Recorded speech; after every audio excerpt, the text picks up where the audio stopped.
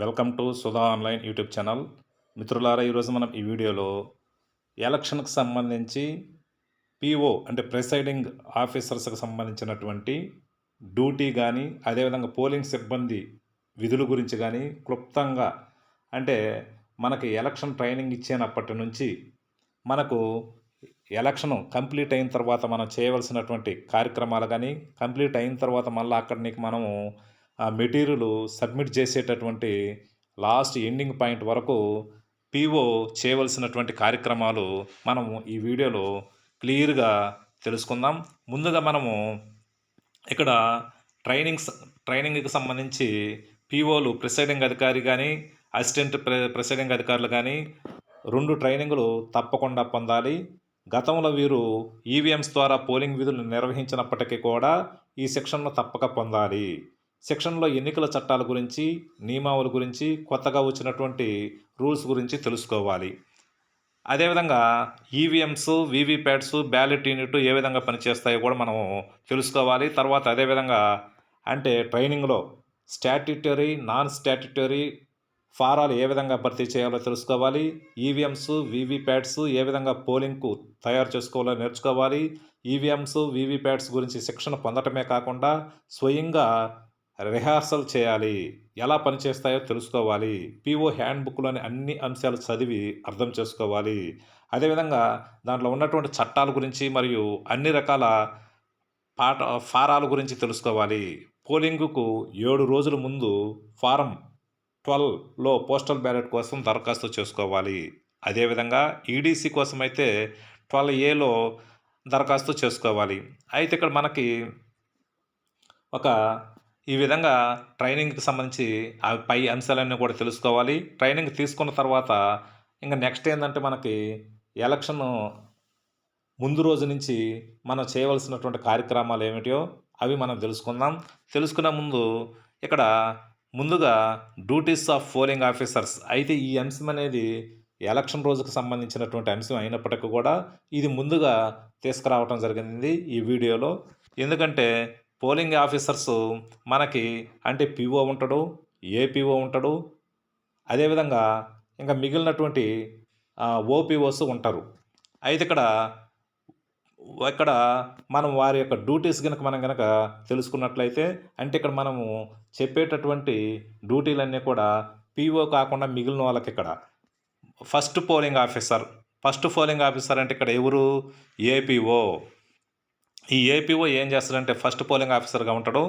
అతను marked copy బాధ్యత మరియు ఓటర్ల యొక్క గుర్తింపు బాధ్యత ఆ ఫస్ట్ పోలింగ్ ఆఫీసర్ తీసుకోవాలి. తర్వాత ఇక second polling officer 17A register మరియు చెరగని ఇంక్ అంటే సిరా గుర్తు 17A రిజిస్టరు 2 కూడా చూసుకోవాలి. అంటే 17Aలో అవి నమోదు చేయాలి. అదేవిధంగా థర్డ్ పోలింగ్ ఆఫీసర్ ఏం చేయాలి? ఆ సిరా గుర్తు పెట్టాడా లేదా అని ఒకసారి చూసుకొని లోక్సభ మరియు అసెంబ్లీ ఎలక్షన్కి సంబంధించినటువంటి 2 రకాల ఓటర్ స్లిప్లను ఆ యొక్క ఓటర్కు ఇవ్వాలి. ఫోర్త్ పోలింగ్ ఆఫీసరు లోక్సభ ఎలక్షన్కి సంబంధించి కంట్రోల్ యూనిట్ యొక్క బాధ్యత తీసుకోవడం జరుగుతుంది. లోక్సభ ఓటర్కి సంబంధించినటువంటి స్లిప్ తీసుకొని అక్కడ ఓటు అనేది ఇవ్వాలి. ఇక ఫిఫ్త్ పోలింగ్ ఆఫీసర్ ఏం చేయాలి? అసెంబ్లీ ఎలక్షన్స్కి సంబంధించినటువంటి కంట్రోల్ యూనిట్ బాధ్యత తీసుకొని అసెంబ్లీ ఎలక్షన్స్కి సంబంధించినటువంటి ఓటర్ స్లిప్ తీసుకొని అతనికి బ్యాలెట్ అనేది విడుదల చేయాలి. క్లుప్తంగా ఇక్కడ మనకి 5 మంది పోలింగ్ ఆఫీసర్సు. ఈ 5 మంది పోలింగ్ ఆఫీసర్స్లో మొదటి వ్యక్తి ఏపీఓ. అతనే మొదటి పోలింగ్ ఆఫీసర్ అంటాం. అతనికి మార్కెట్ కాపీ బాధ్యత ఇవ్వాలి. Second polling officer 17A register తీసుకొని అదేవిధంగా సిరా గుర్తు పెట్టాలి. థర్డ్ పోలింగ్ ఆఫీసరు ఆ సిరా గుర్తు పెట్టాడా లేదా అని చెక్ చేసి లోక్సభ మరియు అసెంబ్లీ ఎలక్షన్కి సంబంధించినటువంటి 2 రకాల ఓటర్ స్లిప్ ఆ ఓటర్కి ఇవ్వాలి. ఫోర్త్ పోలింగ్ ఆఫీసర్ ఏం చేయాలి? లోక్సభకు సంబంధించినటువంటి కంట్రోల్ యూనిట్ బాధ్యత తీసుకొని ఆ ఓటర్ స్లిప్ తీసుకొని ఆ బ్యాలెట్ ఓట్ అనేది విడుదల చేయాలి. ఫిఫ్త్ పోలింగ్ ఆఫీసర్ ఏం చేయాలి? అసెంబ్లీ ఎలక్షన్కి సంబంధించినటువంటి కంట్రోల్ యూనిట్ బాధ్యత తీసుకొని దానికి సంబంధించినటువంటి స్లిప్ తీసుకొని బ్యాలెట్ అనేది విడుదల చేయాలి. ఇది పోలింగ్ ఆఫీసర్స్ యొక్క విధులు. ఇక పీఓ ఏం చేయాలి? వీళ్ళందరినీ సమన్వయం చేసుకుంటూ పర్యవేక్షించాలి. తర్వాత ఇక మనము అసలు విషయానికి వచ్చినట్లయితే పీఓ ఏం చేస్తాడు, మనము ఎలక్షన్కి ముందు రోజు డిస్ట్రిబ్యూషన్ సెంటర్ దగ్గర నుంచి చివరి వరకు ఏం చేయాలో ఇప్పుడు మనం క్లియర్గా తెలుసుకుందాం. ముందుగా డిస్ట్రిబ్యూషన్ సెంటర్లో ప్రిసైడింగ్ అధికారి ఏం చేయాలంటే ఆడిచ్చినటువంటి ప్రత్యేక కౌంటర్లో మనము ఇతర పోలింగ్ సిబ్బందిని, మైక్రో అబ్జర్వర్ను, వెబ్కాస్టింగ్ అసిస్టెంట్ను, వీడియోగ్రాఫర్ను వాళ్ళందరినీ కూడా మనం ఒకసారి కలవాలి. తర్వాత కలిసిన తర్వాత డిస్ట్రిబ్యూషన్ సెంటర్లో ఇతర పోలింగ్ సిబ్బందితో కలిసి మీకు ఏర్పాటు చేసినటువంటి కౌంటర్స్ నుండి పోలింగ్ మెటీరియల్ను తీసుకోవాలి. ఈ పోలింగ్ మెటీరియల్లో టెండర్ బ్యాలెట్ పేపర్లు, బ్రెయిలీ బ్యాలెట్ పేపర్లు, మార్కుడు అండ్ వర్క్డ్ అవుట్ ఓటర్ల జాబితా, form 17C, 17A, PO diary, ట్యాగులు, సీళ్ళు వాటిపైన అవగాహన ఉండాలి. వాటి కోసం ఎనెక్సర్ 3 ప్రకారం మొత్తం మెటీరియల్ వచ్చిందా లేదా అని చెప్పి ఆ ఎనెక్సర్ 3లో ఉన్నటువంటి మెటీరియల్ అంతా వచ్చిందా లేదా ఒకసారి మనము చెక్ చేసుకోవాలి.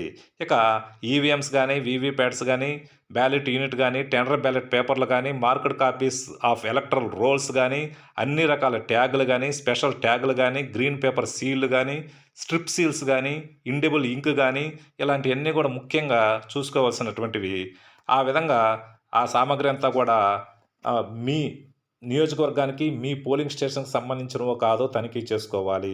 అంటే ఆ పోలింగ్ స్టేషన్ నెంబర్ ఉంటుంది అక్కడ. ఆ పోలింగ్ స్టేషన్కి సంబంధించినవా, లేదంటే వేరే పోలింగ్ స్టేషన్ ఏమన్నా మీకు పొరపాటున రావడం జరిగింది అనేది ఒకసారి చెక్ చేసుకోవాలి. అదేవిధంగా ఈవీఎంస్ పైన సీరియల్ నెంబర్ను ఖచ్చితంగా చూడాలి. ఒకవేళ తీసుకునేటప్పుడు ఏమైనా పాడైపోయి ఉన్నాయా, ఒకవేళ పాడైపోయి ఉన్నట్లయితే ఆర్ఓ దృష్టికి తీసుకువెళ్ళాలి. అదేవిధంగా కంట్రోల్ యూనిట్ యొక్క క్యాండిడేట్ సెట్ విభాగం అనేది సీల్ వేయబడిందా, అడ్రస్ ట్యాగ్ జోడించబడిందా, ఇలా చెక్ చేసుకోవాలి. అంటే కంట్రోల్ యూనిట్కి సంబంధించి సీల్ చేస్తున్నారా లేదా, సీల్ చేయకపోతే అది తీసుకోకూడదు. ఆల్రెడీ మనకు సీల్ చేసినటువంటిది ఇవ్వాలి. అదేవిధంగా బ్యాలెట్ యూనిట్ పైన పేపర్ అతికించబడి ఉందా లేదా, ఆ బ్యాలెట్ పేపర్ బటన్స్ సరిగా పనిచేస్తున్నాయా లేదా, అది ఒకసారి చెక్ చేసుకోవాలి.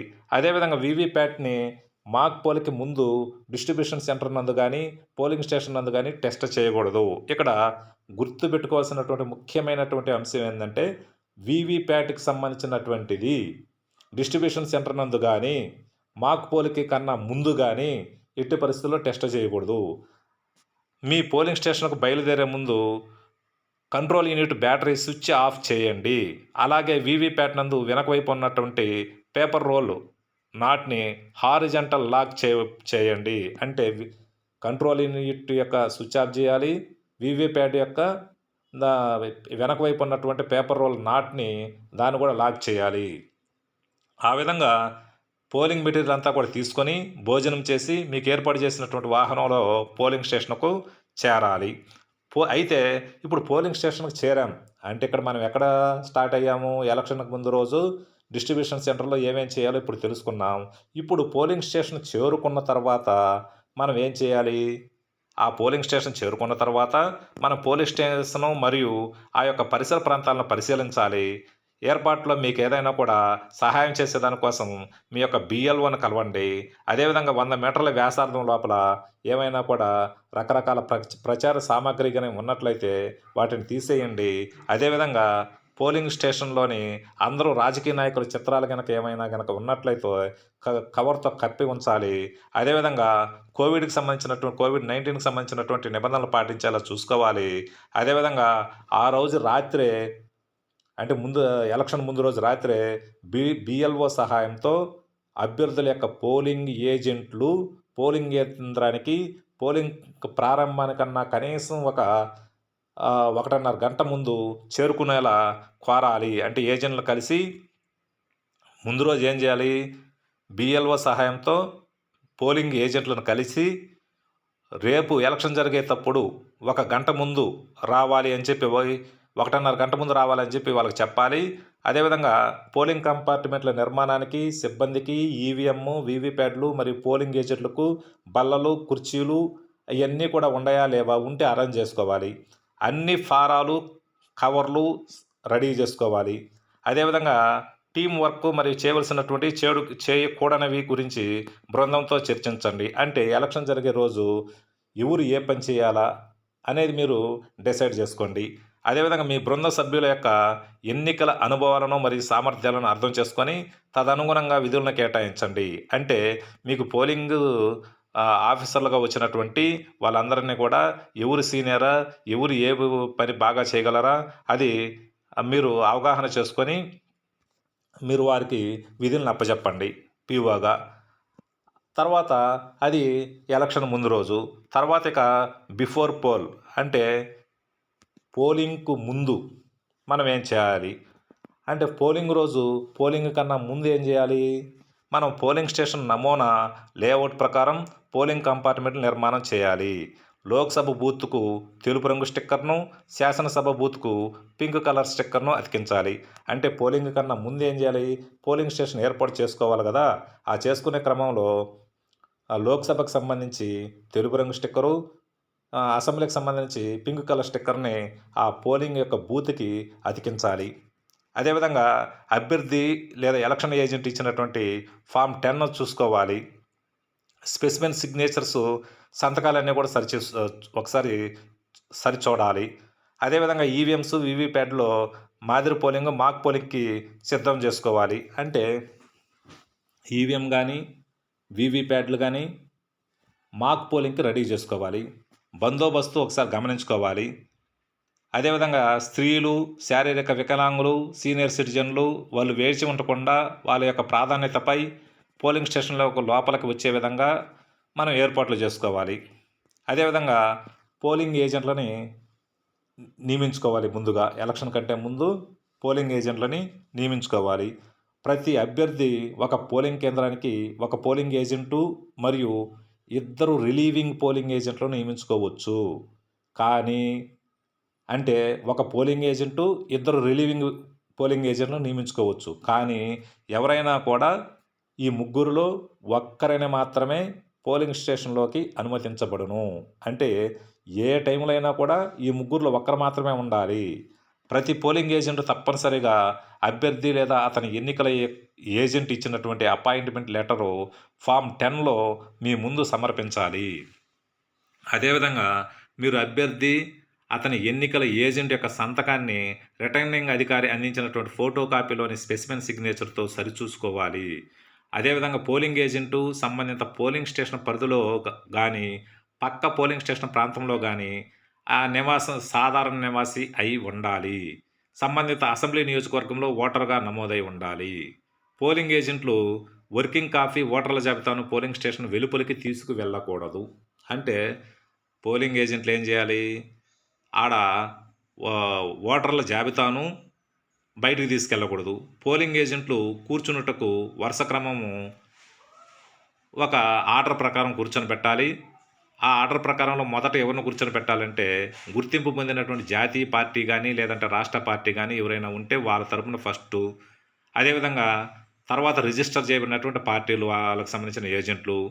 థర్డ్ ప్రిఫరెన్స్ వచ్చి స్వతంత్ర అభ్యర్థులకు సంబంధించినటువంటి ఏజెంట్లని ఆ యొక్క వరుస క్రమంలో కూర్చొని. ఇప్పుడు ఏజెంట్లు నియమించుకున్నాం.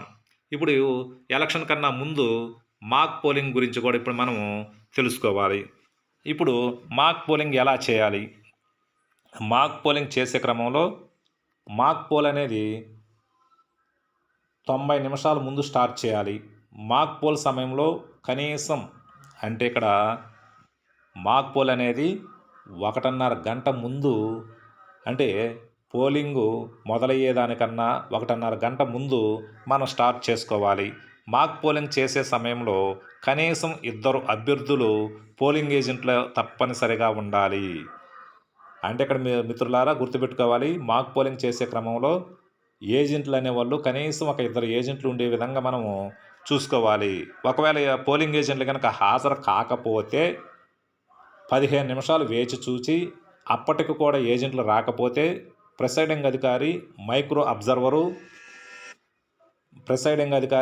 అబ్జర్వరు మరియు పోలింగ్ అధికారుల సమక్షంలో మాక్ పోల్ని ప్రారంభించవచ్చు. మాక్ పోల్ని ముందుగా పోలింగ్ ఏజెంట్ల సమక్షంలో కంట్రోల్ యూనిట్లో క్లియర్ బటన్ నొక్కండి. డిస్ప్లే సెక్షన్లో 0ను వారికి చూపాలి. అంటే మాక్ పోల్ చేసే క్రమంలో ముందుగా పోలింగ్ ఏజెంట్లకు ఏం చేయాలి? కంట్రోల్ యూనిట్లో ఉన్నటువంటి క్లియర్ బటన్ అనేది నొక్కి డిస్ప్లే సెక్షన్లో 0 వచ్చే విధంగా వారికి చూపాలి. ఆ విధంగా చూపిన తర్వాత అదేవిధంగా వీవీప్యాడ్లోని డ్రాప్ బాక్స్ తీసి, అంటే మనకి ప్రింట్ పేపర్లు వస్తాయి కదా వీవీప్యాడ్లో, ఆ డ్రాప్ బాక్స్ చూసి అక్కడ ఖాళీగా ఉన్నటువంటిది ఆ ఖాళీగా ఉంది ఈ బాక్స్ అని చెప్పి వారికి చూపాలి. పోలింగ్ ఏజెంట్లు కంపార్ట్మెంట్లోనికి వెళ్ళి బ్యాలెట్ యూనిట్లో తమకు ఇష్టం వచ్చినటువంటి గుర్తుకు సమానంగా ఉన్న బ్లూ బటన్పై నొక్కాలి. అంటే ఇక్కడ పోలింగ్ ఏజెంట్లు ఏం చేయాలి, బ్యాలెట్ యూనిట్లోకి వెళ్ళేసి వాళ్ళకు నచ్చినటువంటి వ్యక్తి ఎదురుగా ఉన్నటువంటి బ్లూ బటన్పై నొక్కాలి. ఈ విధంగా ప్రతి అభ్యర్థికి కనీసం ఒక ఓటు చొప్పున, అంటే ఎంతమంది అయితే అభ్యర్థులు పోటీలో ఉన్నారో ప్రతి అభ్యర్థికి కూడా కనీసం ఒక ఓటు ఉండాలి, నోటాకు కూడా కనీసం ఒక ఓటు ఉండాలి. ఆ విధంగా 50కి పైగా ఓట్లు మనము వేయించాలి. ఆ విధంగా వేయించిన తర్వాత సియులో క్లోజ్ బటన్ నొక్కాలి. అంటే మాక్ పోలింగు 50 ఓట్లు వేసిన తర్వాత కంట్రోల్ యూనిట్లో క్లోజ్ బటన్ నొక్కాలి. క్లోజ్ బటన్ నొక్కిన తర్వాత రిజల్ట్ బటన్ నొక్కాలి. తర్వాత వీవీప్యాడ్లోని స్లిప్స్తో కంట్రోల్ యూనిట్లో పోలైనటువంటి ఓట్లతో సరిపోల్చి చూపాలి. అంటే ఇక్కడ మనం ఏం చేయాలి, మాక్ పోలింగ్లో 50 ఓట్లు వేసిన తర్వాత క్లోజ్ బటన్ నొక్కి కంట్రోల్ యూనిట్లో, తర్వాత రిజల్ట్ బటన్ నొక్కాలి. ఆ నొక్కిన తర్వాత మనం ఏం చేయాలి, ఇక్కడ వీవీప్యాడ్లో 50 స్లిప్పులు వస్తాయి కదా, ఆ స్లిప్పులన్నీ కూడా మనము ఈ కంట్రోల్ యూనిట్లో పోలైనటువంటి ఓట్లతో సరిచూసుకోవాలి. అంటే ఇప్పుడు మనము ఎన్ని ఓట్లు వేసామా, అక్కడ ఎన్ని ఓట్లు వచ్చాయా, తర్వాత కంట్రోల్ యూనిట్లో ఓట్లను ఆ విధంగా సరి చూసుకున్న తర్వాత లాస్ట్న క్లియర్ బటన్ నొక్కాలి. ఆ విధంగా మాక్ పోల్ అనంతరము వీవీప్యాడ్లోని అన్ని స్లిప్లను, అంటే ముందుగా కంట్రోల్ యూనిట్ స్విచ్ ఆన్ చేయగానే వీవీప్యాడ్లో 7 స్లిప్పులు ఖాళీ స్లిప్పులు వస్తాయి. అవి మరియు 50 మాక్ పోలింగ్ స్లిప్పులు అన్నీ తీసుకొని వాటన్నిటికీ వెనక వైపు మాక్ పోల్ అనేటటువంటి స్టాంపుని వేయాలి.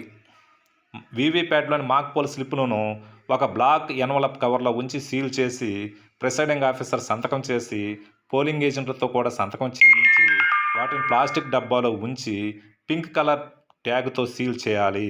అలా ట్యాగ్ మీద పీఓ సంతకం చేసి పోలింగ్ ఏజెంట్ల సంతకం తీసుకోవాలి. ప్లాస్టిక్ బాక్స్ మీద కాన్స్టిట్యున్సీ పేరు, నెంబరు, పోలింగ్ స్టేషన్ పేరు మొదలైనవి అన్నీ కూడా రాయాలి. అదేవిధంగా లోక్సభకు విడిగా, శాసనసభకు విడిగా మాక్ పోలు నిర్వహించాలి.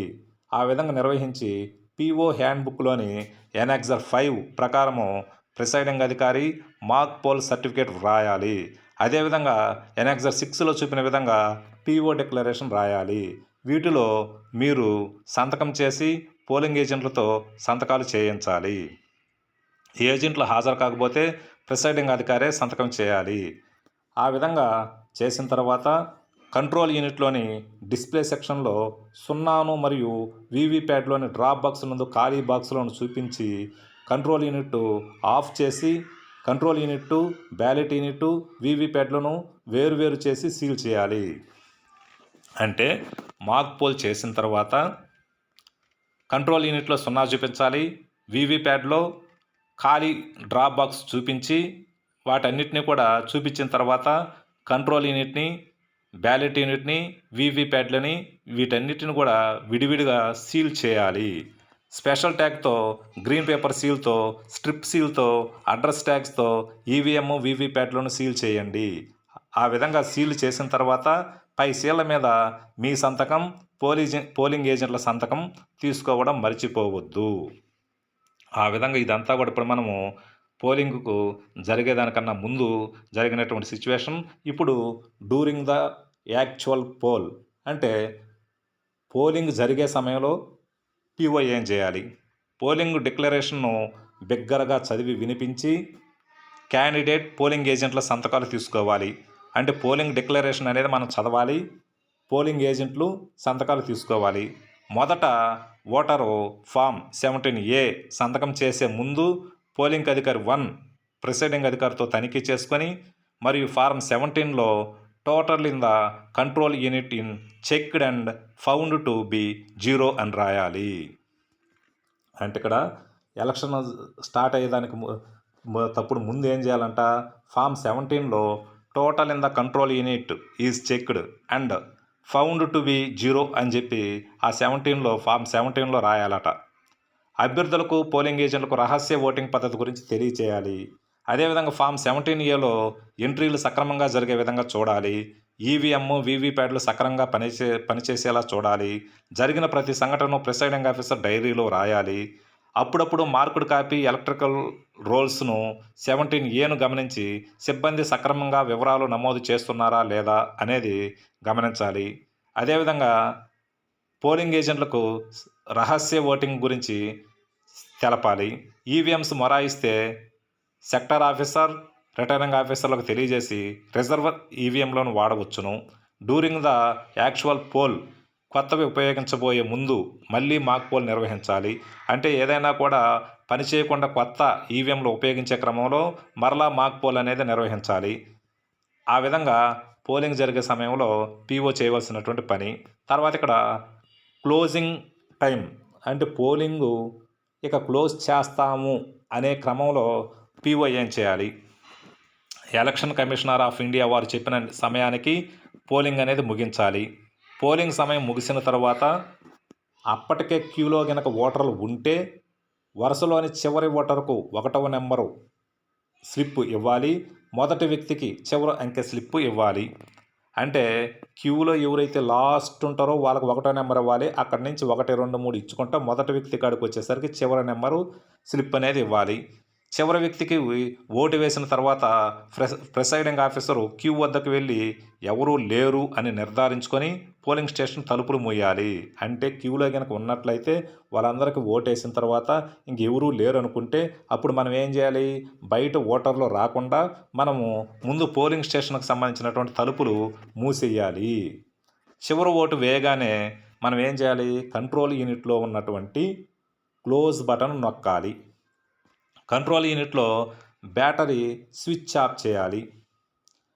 అంటే క్లోజ్ బటన్ నొక్కిన తర్వాత కంట్రోల్ యూనిట్లో బ్యాటరీ స్విచ్ ఆఫ్ చేయాలి. బ్యాలెట్ యూనిట్లు కంట్రోల్ యూనిట్ నుండి వీవీప్యాట్ని డిస్కనెక్ట్ చేయాలి. వాటికి సంబంధించినటువంటి క్యారింగ్ కేసుల్లో పెట్టి సీల్ చేయాలి.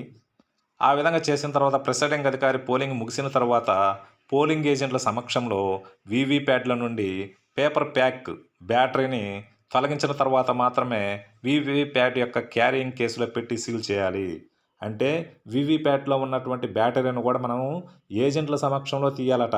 ఏజెంట్ల సమక్షంలో తీసిన తర్వాత అప్పుడు మాత్రమే వీవీప్యాట్ని దానికి ఇచ్చినటువంటి బాక్సులో పెట్టి సీల్ చేయాలి. పీఓ పోలింగ్ ముగింపు గురించి అంటే పోలింగ్ అయిపోయిన తర్వాత ముగింపు డిక్లరేషన్ కూడా రాయాలి, సంతకం చేయాలి. పోలింగ్ ఏజెంట్లతో కూడా సంతకాలు చేయించాలి. పీఓ డైరీ రాయాలి. అందులో ప్రతి కాలంను కూడా జాగ్రత్తగా రాయాలి. అదేవిధంగా 17Cలో అనగా రికార్డ్ అయినటువంటి ఓట్ల గురించి వ్రాయండి, సంతకం చేయాలి. పోలింగ్ ఏజెంట్తో కూడా సంతకాలు చేయించుకోవాలి. 17Cలో 17C కాపీలను పోలింగ్ ముగిసే సమయానికి హాజరైనటువంటి అందరూ ఏజెంట్లకు ఇవ్వాలి. ఇక్కడ పీఓ గుర్తించవలసినటువంటి విషయం ఏంటంటే 17C కాపీలు అనేటివి ఎంతమంది పోలింగ్ ఏజెంట్లు ఉంటే అంతమందికి తలా ఒక కాపీ అనేది ఇవ్వాలి. మిగతా అన్ని ఫారాలు సరిచూసుకొని వాటికి సంబంధిత కవర్లో పెట్టి అన్ని కవర్లపైన నియోజకవర్గం పేరు, పోలింగ్ స్టేషన్ పేరు, నెంబరు రాయాలి. తర్వాత అనెక్సర్ 22 ప్రకారము సీల్ వేయవలసినటువంటి కవర్లకు సీల్ వేసి అన్నీ ప్యాక్ చేసుకొని పోలింగ్ కేంద్రంలో ఏమీ వదిలిపెట్టకుండా చూసుకొని బందోబస్తుతో మీకు కేటాయించినటువంటి వాహనంలో రిసెప్షన్ సెంటర్కు బయలుదేరాలి. అక్కడ వరకు మనము పోలింగ్కి సంబంధించినటువంటి ప్రక్రియ అయిపోయింది. ఆ విధంగా అయిన తర్వాత మాక్ పోలు, వాస్తవ పోలు ఆ టైంలో కనుక మనము ఈవీఎంలు పని చేయకపోతే అవి ఎట్లా చేయాలనేది మళ్ళీ ఇంకొక వీడియోలో తెలుసుకుందాం. ఆ విధంగా ఏంటంటే మనకు ఎలక్షన్ అయిన తర్వాత అవన్నీ చూసుకొని మనము అక్కడికి మరలా ఎక్కడికి పోవాలి, రిసెప్షన్ సెంటర్కి వెళ్ళి మనకు అన్నీ ఇచ్చినటువంటివన్నీ కూడా అప్పచెప్పాలి. ఇది మిత్రులారా డిస్ట్రిబ్యూషన్ సెంటర్ నుంచి పీఓ ఎలక్షన్ కంప్లీట్ అయ్యేంత వరకు తిరిగి అక్కడ రిసెప్షన్ సెంటర్లో వెళ్ళేంత వరకు ఏమేం చేయాలనేది మనం పూర్తిగా ఈ వీడియోలో తెలుసుకోవడం జరిగింది. తర్వాత మిగిలినటువంటి సమాచారాన్ని ఇంకొక వీడియోలో తెలుసుకుందాం.